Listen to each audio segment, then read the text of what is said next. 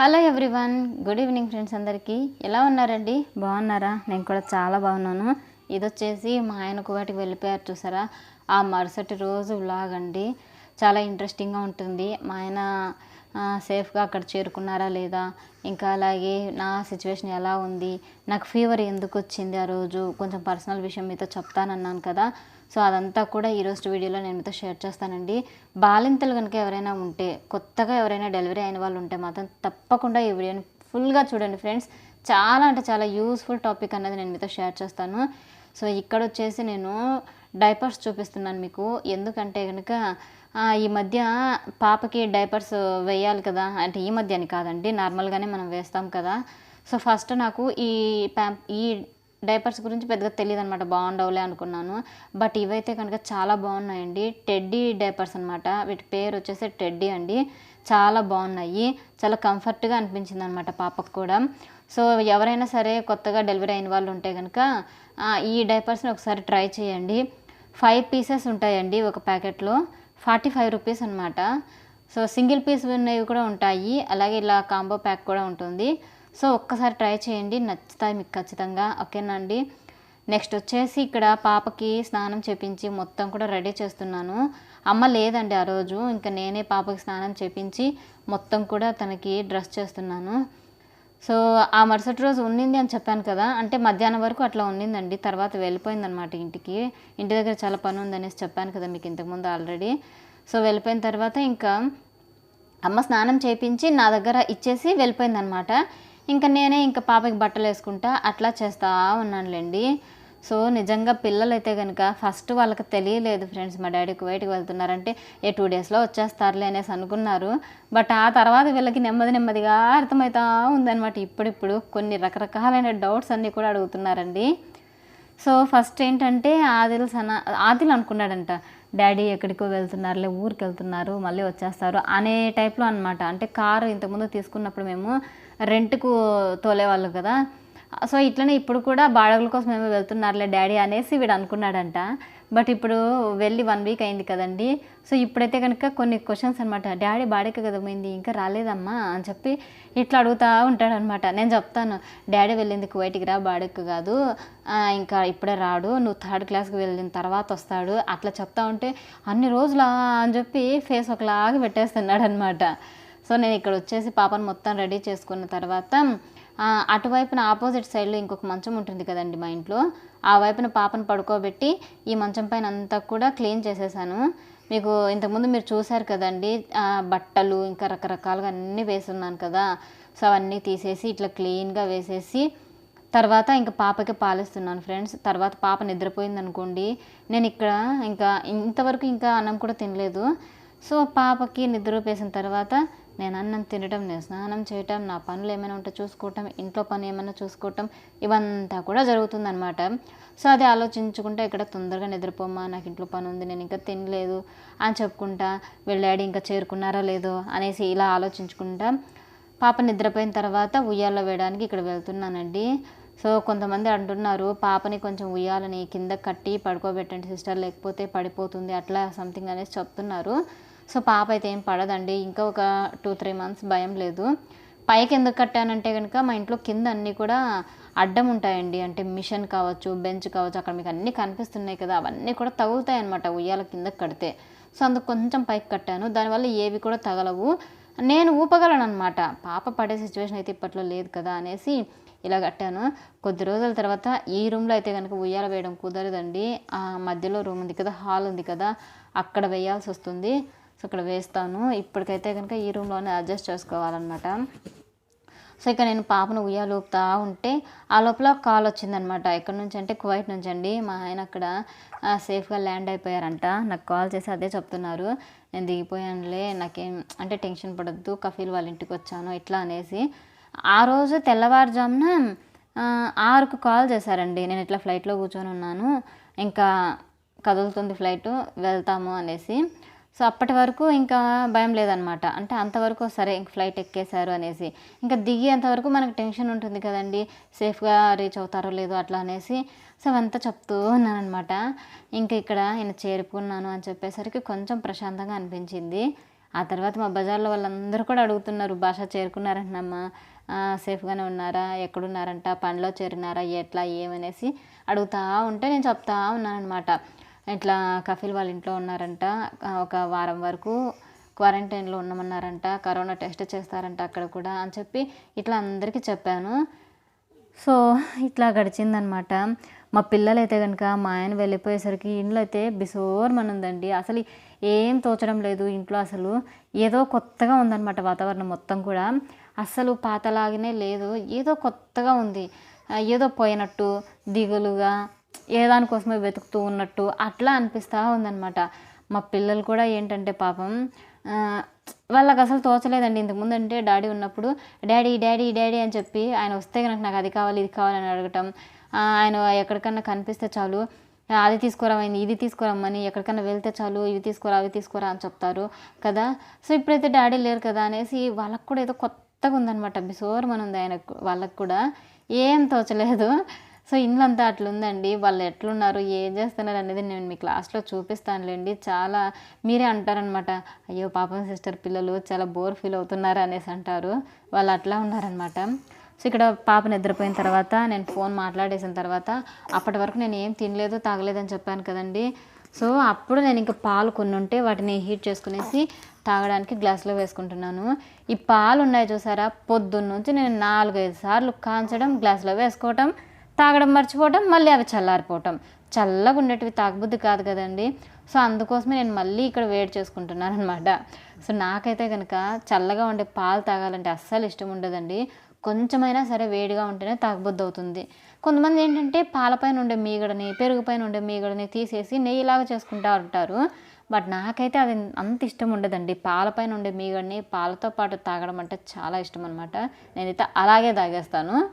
ఎవరు చెప్తారు చెప్పండి, అవన్నీ మీగడ తీయాలి, నెయ్యి చేయాలి, వాటిని మళ్ళీ వేరే కూరలో వేసుకొని తినాలి, ఇదంతా ఎందుకు చెప్పండి. డైరెక్ట్ పాలతో పాటు తాగేస్తే సరిపోలే అనిపిస్తుంది. సో అలా చేస్తున్నారనమాట. నెక్స్ట్ వచ్చేసి ఇంట్లో ఆల్అవుట్ అంతా కూడా అయిపోయిందండి. చీటీగలు, దోమలు రావటం మళ్ళీ స్టార్ట్ అయ్యాయి.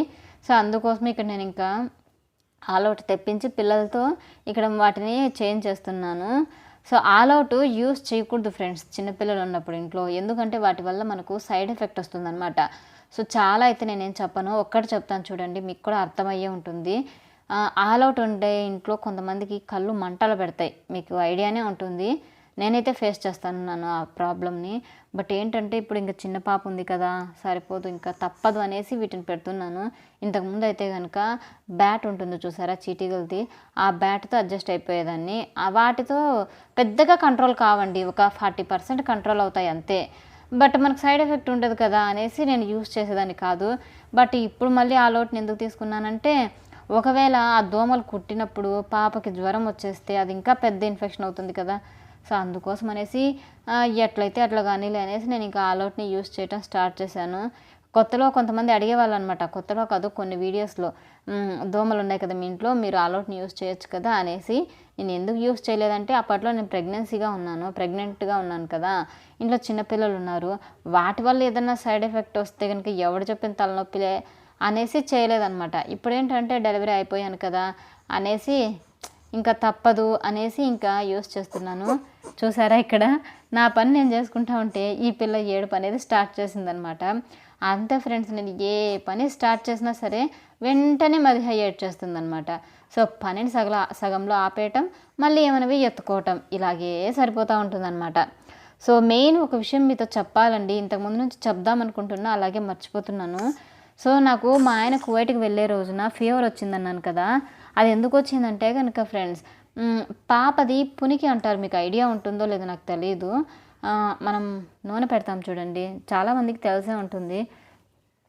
సో అది వచ్చేసి మన బ్రెస్ట్కి కనుక తగిలితే కొంతమందికి అక్కడ గడ్డ కట్టేస్తుంది అనమాట. అంటే రెండు కాదండి, ఏ సైడ్ అయితే వాళ్ళ పునికి మనకి తగులుతుందో అది మాత్రమే నొప్పి వచ్చేస్తుంది, గడ్డ కట్టేస్తుంది అనమాట.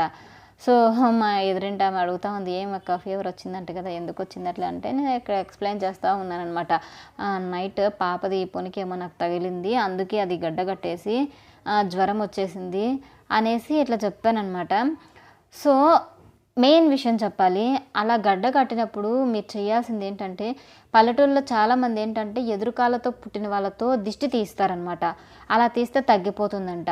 ఇంకొంతమంది ఏం చేస్తారంటే, పావు ఉంటుంది కదండీ! మనం బియ్యం కొలత వేసుకుంటాము. ఆ పావుతో దిష్టి తీస్తారనమాట. ఆముదంని మన బ్రెస్ట్‌కి రాసి, పావుకి కూడా రాసి, తర్వాత దాంతో మసాజ్ చేసి, తర్వాత దిష్టి తీస్తారనమాట. అది ఒకటి చేయొచ్చు. ఇంకొకటి ఏంటంటే గనక, మనకు గడి ఉంటుంది కదండీ! వాకిళ్ళకి, డోర్స్‌కి లాక్ చేయడానికి గడియ ఉంటుంది కదా! సో, దాంతో తెల్లవారుజామున ఎవరి మొహం చూడకుండానే అలా దిష్టి తీసుకుంటే గనక అది కూడా అంటే 3 సార్లు మన బ్రెస్ట్‌కి అట్లా దిగదీసినట్లు చేయాలంట. సో, అలా చేస్తే కూడా తగ్గిపోతుందంట. సో, ఇవంతా చెప్తారు. వాటన్నిటికంటే కూడా నాకేమనిపించిందంటే, ఎదురుగాళ్ళతో పుట్టిన వాళ్ళని ఎక్కడి నుంచి తీసుకురావాలిలే అనేసి నేనైతే గనక పావుతో దిష్టి తీయించుకున్నా అమ్మతో. ఆ తర్వాత కొద్దిగా కూడా తగ్గలేదండి నాకెందుకో అది. సో, ఇదంతా ఎవరు చెప్పిన రామాయణంలే అనేసి నేను హాస్పిటల్‌కి వెళ్ళి చూపించుకున్నాను. తర్వాత తగ్గిపోయిందనమాట. సో, ఇక్కడ చూసారా నాకు ఫీవర్ వచ్చి కొద్దిగా పడుకున్నానులెండి ఆ సాయంత్రము. అప్పటి వరకు కొద్దిగా పని చేసుకున్నా. ఆ తర్వాత ఇంకా అలసిపోయినట్లు అనిపిస్తే పడుకున్నాననమాట. ఆ లోపల పాలామె వచ్చేసి అమ్మ పాలు తీసుకెళ్ళండి అంటే పక్కింట్లోనే వేస్తారండి. ఇంకా నన్ను లేపడం ఇష్టం లేక ఆదిలే వెళ్ళి పాపం పాలు తీసుకొచ్చారు. చాలా హ్యాపీగా అనిపిస్తుంది కదండీ! మన పిల్లలు మనకు హెల్ప్ చేస్తూ ఉంటే. నేను కూడా అక్కడ సంతోషపడిపోతూ వీడు ఇలా చేస్తూ ఉంటే ఒక క్లిప్ తీసుకున్నాననమాట. ఫ్యూచర్‌లో చూసుకుంటే బావుంటుందనేసి. తర్వాత ఇంకిక్కడ మదిహాకు అంటే సాయంత్రం అయిపోయిందండి. ఆమెకి చలి అనేసి నేను ఇంకా స్వెటర్ వేసుకుంటా, ఆమెని ఎత్తుకుంటా, ఆమెకి పాలిచ్చుకుంటా ఇట్లా చేస్తూ ఉన్నానా. పిల్లలు అయితే అంతవరకు అన్నం కూడా తినలేదండి. వాళ్ళైతే గనక వాళ్ళకి చెప్పాననమాట. అన్నం తెచ్చుకొని తినండి అనేసి. ఇంకా ఈయనుంటే గనక పాపను చూసుకునేవారు, లేదంటే వాళ్ళకి అన్నం పెట్టేవారు, ఏదో ఒకటి చేసేవాళ్ళనమాట. ఇంకా ఆయన లేరు కదా అనేసి ఇంకా పిల్లలకే చెప్పాను. అక్కడ ఉంది తెచ్చుకొని తినండి అని చెప్తే, వాళ్ళు ప్లేట్ల కోసం ఒకరికొకరు కొట్టుకుంటున్నారు చూసారా? నేను తెస్తానని వీడు, నేను తెస్తానని సనా అనమాట. సో, ఇంక నేను వదిలేసేసాను. నువ్వు వెళ్ళి అన్నం తీసుకొని రా, వీడు ఇంతవరకు ప్లేట్లు పెడతా ఉంటాడు అని చెప్తే, ఇక్కడ నాకొకటి, నా కూతురికొకటి, నా కొడుక్కొకటి అనేసి వీడు ప్లేట్లన్నీ ఇట్లా వరుసగా పెడతాన్నాడనమాట. సనా చూడండి ఒక్కొక్కటి ఒక్కొక్కసారి తీసుకురావచ్చు కదండీ! ఒకదాని మీద ఒకటి పెట్టుకొని 2 ఒకటేసారి తెచ్చిందనమాట. నాకేమో భయమేస్తా ఉంది. ఎక్కడ కింద పడేస్తాదో ఈ పిల్ల, పడేస్తే చేసేదానికి మనుషులు కూడా లేరు ఇంట్లో అనేసి గట్టిగా అరిచాననమాట. ఒక్కటి తీసుకురావచ్చు కదా 2 ఎందుకు తీసుకున్నావు అనేసి. సో, పిల్లలైతే గనక నా కూతురైతే ఒక పెద్ద సైజు అంటే చిన్న సైజు అమ్మలాగా కనిపించింది ఇక్కడ నాకు. ఆదిలైతే గనక పాపం సనానే అమ్మలాగా ఫీల్ అయిపోయి తను ఏం చెప్తే అది చేస్తూ ఉన్నాడు. ఎంత పెడితే అంత తింటా కూర్చున్నాడు అనమాట. అస్సలు సతాయించలేదండి సనానైతే కనుక. కాకపోతే ఫస్ట్‌లో మాత్రం ప్లేట్లు ఇది నాకు అని చెప్పి కొట్టుకున్నారు. అదొక్కటి అట్లా గొడవ పడ్డారు కానీ తర్వాత వాళ్ళే కూర్చొని ఒక సైడున సైలెంట్‌గా తినేసారనమాట. సో, తినేటప్పుడు మాత్రం టీవీ పెట్టకూడదండి మా ఇంట్లో. పెట్టామంటేనా తినేది ఆపేసి మరీ టీవీ కలగమలుకొనే ఉంటారనమాట. అఫ్‌కోర్స్ ఆ రోగం నాకు కూడా ఉంది.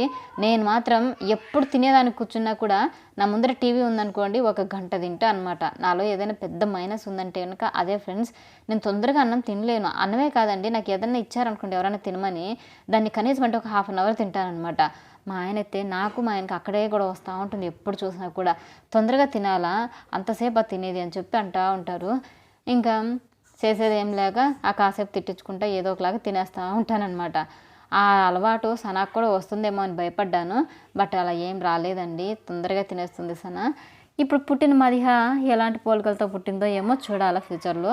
తను తినే టైంలో తొందరగా తింటుందో లేకపోతే నాలాగా లేట్‌గా తింటుందో అనేసి ఆ ఒక టెన్షన్ కూడా ఉంది నాకైతే గనక. సో, ఒక 1, 2 ఇయర్స్ ఆగితే తర్వాత తెలుస్తుందనమాట. సో, ఇక్కడ నేను వాయిస్ ఓవర్ ఇస్తున్నాను పాపని ఒళ్ళో వేసుకునేసి. ఈ పిల్ల అయితే చిన్నగా నవ్వటం, గట్టిగా నవ్వటం ఇట్లా చేస్తూ ఉందనమాట. నాకు ఒక వైపున వాయిస్ ఓవర్ ఇస్తుంటే ఇంకో వైపున నవ్వొస్తూ ఉందనమాట ఈ పిల్లని చూసినప్పుడు. సో, ఇక్కడ చూడండి సనా అయితే గనక తింటా ఉంది. నేను అంటే పాప ఇక్కడ చూపిస్తున్నంత ఫాస్ట్‌గా అయితే ఏం తినట్లేదండి. ఫాస్ట్ ఫార్వర్డ్ పెట్టేశాను. అందుకు వాళ్ళు టకటకటకా తింటున్నట్టు మీకు కనిపిస్తూ ఉందనమాట. సో, ఇక్కడ ఆదిల్ చూడండి కాసేపు టీవీ కల్లా చూస్తాడు, కాసేపు తింటాడనమాట. ఫాస్ట్ ఫార్వర్డింగ్‌లోనే వీడు ఇంత లేట్‌గా తింటా ఉంటే నిజంగా ఎంత లేట్‌గా తింటా ఉంటాడు ఇంకా చెప్పండి. సో, అలా ఉంటుందండి. నేనైతే అనుకుంటా ఉన్నాను ఇక్కడ ఈయన గనక ఉంటే గనక పిల్లల మధ్యలో కూర్చొని ఆయన కూడా తినేవాడు.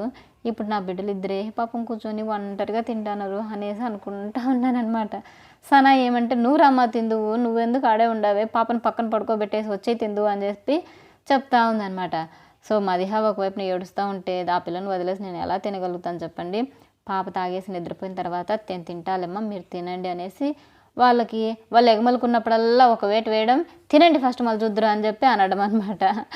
సో ఆ విధంగా గడుస్తూ ఉందండి మా లైఫ్ అయితే కనుక. సో ముందు ముందు ఇంకా మంచి మంచి వ్లాగ్స్ తీయడానికి ట్రై చేస్తాను. ఇప్పుడంటే కనుక ఏం పని చేయలేను, ఎలాంటి వీడియోస్ చేయలేను కదా. సో ఇట్లా అడ్జస్ట్ చేసుకుంటూ ఉండండి ఫ్రెండ్స్, ఓకేనా. So bye friends. వీడియో నచ్చితే లైక్ చేయండి, షేర్ చేయండి, తప్పకుండా సబ్స్క్రైబ్ చేసుకోండి.